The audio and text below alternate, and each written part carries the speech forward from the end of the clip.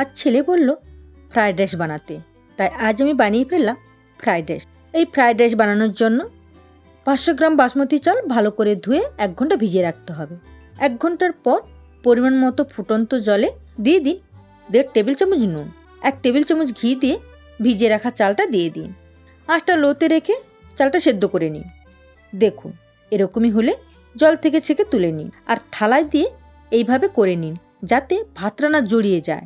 জড়িয়ে গেলে কিন্তু ফ্রাইড রাইস ভালো হবে না। এরপর কড়াইতে দিয়ে দিন 3 টেবিল চামচ সাদা তেল, 1 টেবিল চামচ ঘি দিয়ে মিডিয়াম আঁচে ভালো করে গরম করে নিন। তেল আর ঘি গরম হয়ে গেলে এর মধ্যে দিন গোটা গরম মশলা, 2টো তেজপাতা দিয়ে সুন্দর একটা ফ্লেভার আসা পর্যন্ত 1 থেকে 2 মিনিট নাড়াচাড়া করুন। 1 থেকে 2 মিনিট নাড়াচাড়া করার পর বিনস আর গাজর দিয়ে দিন আর দিয়ে দিন পরিমাণ মতো নুন। এবার বিনস আর গাজর 50% ভেজে নিন। 50% ভেজে নেওয়ার পর দিয়ে দিন ক্যাপসিকাম আর কড়াইশুঁটি। এবার সমস্ত সবজি ভালো করে ভেজে নিন। তো সবজি ভাজা হয়ে গেলে দিয়ে দিন কাজু কিশমিশ। 1 থেকে 2 মিনিট ভেজে নিন। 1 থেকে 2 মিনিট ভেজে নেওয়ার পর আগে থেকে রেডি করে রাখা ভাতটা দিয়ে দিন। এবার হালকা হাতে একটু মিশিয়ে নিন। হালকা হাতে মিশিয়ে নেওয়ার পর 2 টেবিল চামচ গুঁড়ো চিনি দিয়ে আবারও ভালো করে মিশিয়ে নিন। আশা করি এই রেসিপিটা আপনাদের ভালো লাগবে। যদি ভালো লেগে থাকে একটা লাইক করে দেবেন।